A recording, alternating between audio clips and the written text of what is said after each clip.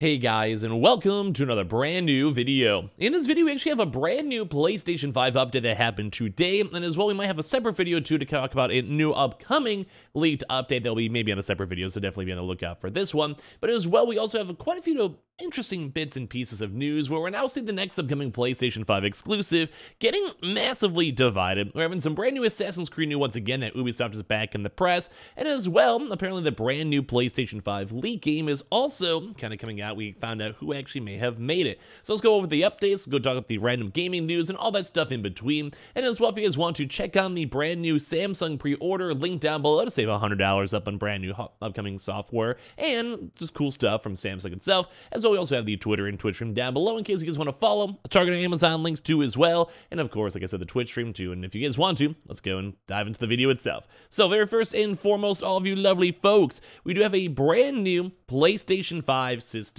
update that happened as of today. And as well, I'll probably have another video, maybe in one of our next few videos, on the overall next leaked big update too, so be on the lookout for that. A PlayStation 5 system update has now been released, and this one's mainly focused for the brand new DualSense Edge controller. So if you guys don't know, in a few weeks, about 2 weeks or so, give or take, the PlayStation 5 DualSense Pro controller is coming out. So this is mainly the Pro controller, has those cool pedals in the back. They have a little extra changes in terms of like recustomization, button mapping, and a few other cool like glossy changes. Just overall, a slightly better controller.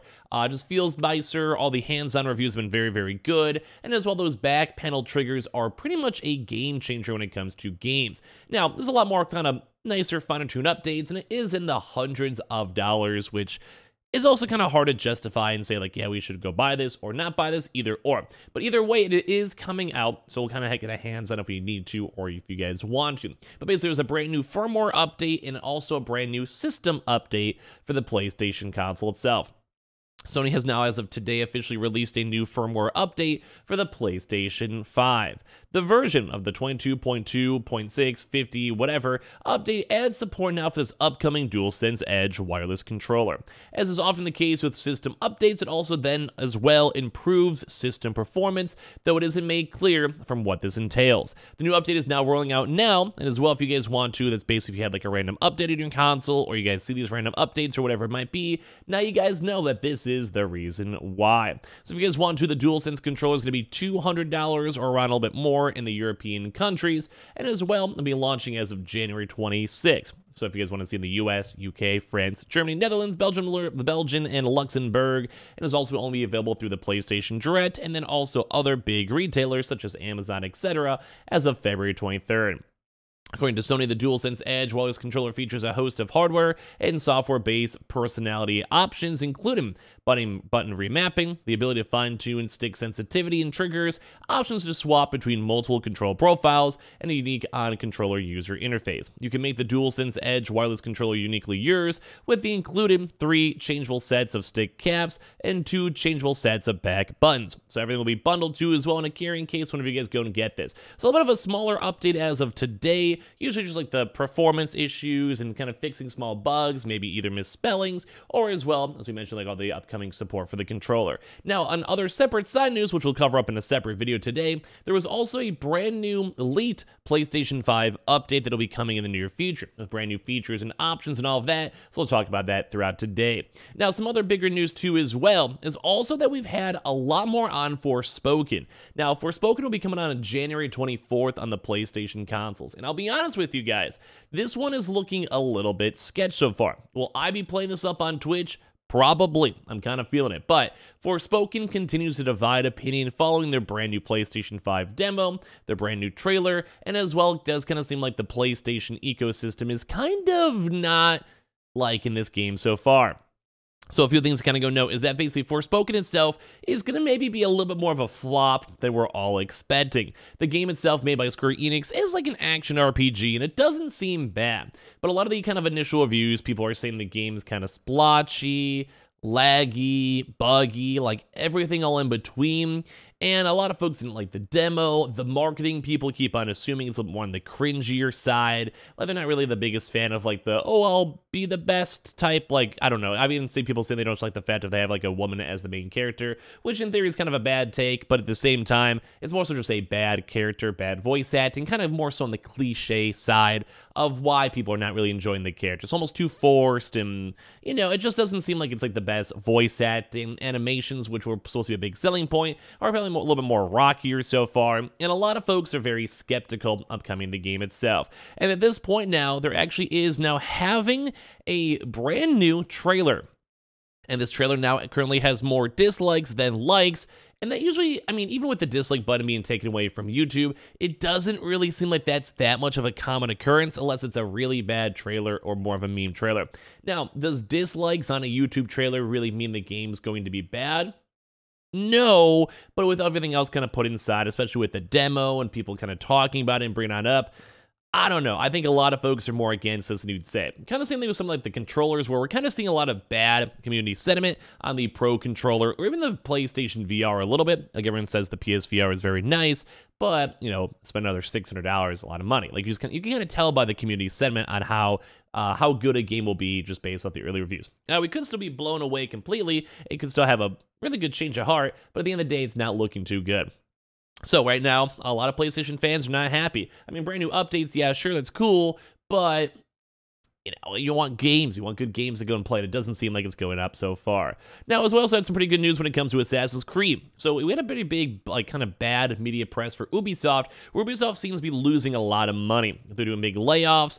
They're delaying games. They're also removing games that are already in production to save some costs. And now Assassin's Creed is now once again trying to go and just ride on the old OG Assassin's Creed hype to see if they can kind of turn around their business and try to get a good 2023.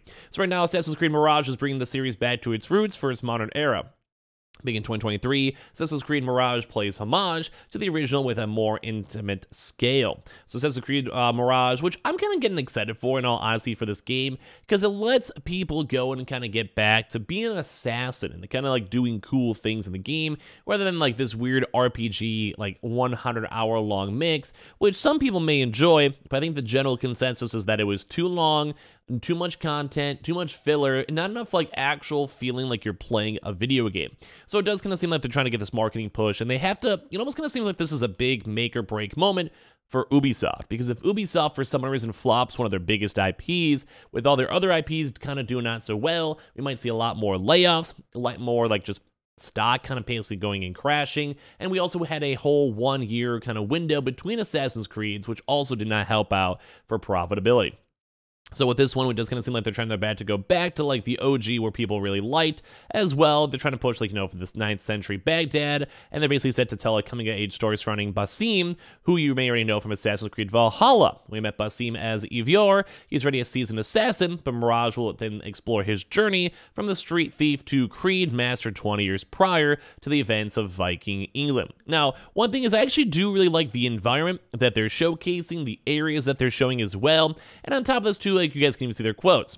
With its more condensed scope and clear focus on Basim, so one individual character and character progression, and also a very cool environment from what I've been seeing so far, and also a somewhat uniquer one too as well. But basically this big coming-of-age story, it kind of lets us go and like a character and get involved in the story and want to actually see what they do in the long term. So I do think Assassin's Creed Ubisoft has a pretty good next twist when it comes to this. That was also, last but not least, there's been a really big rumor floating around, so that apparently Sony's leaked sci-fi RPG is from Outriders dev People Can Fly. So Outriders was a pretty decently popular game, I would say. It wasn't like the best reception, you know, at the end of the day. It wasn't insane. It wasn't like amazing, but it was well enough put together and had enough sales and marketing where I think it did actually turn profitable. So last week, several seconds of leaked footage that we even talked about on one of our channels was supposedly by an unannounced Sony title appeared online, described as a sci-fi RPG by the original leaker. It's apparently something that XDev is working on, and the Sony studio that typically supports external developers, their PlayStation-based endeavor. So basically, this is just a PlayStation kind of connection type game, and like I said, there's a little bit maybe more potential with this, because Outriders themselves made an okay game. Like, they literally launched a game with ongoing support, and that does kind of mean that at least they have experience, and their teams kind of know what's ongoing over here. So kind of interesting to go and see with this.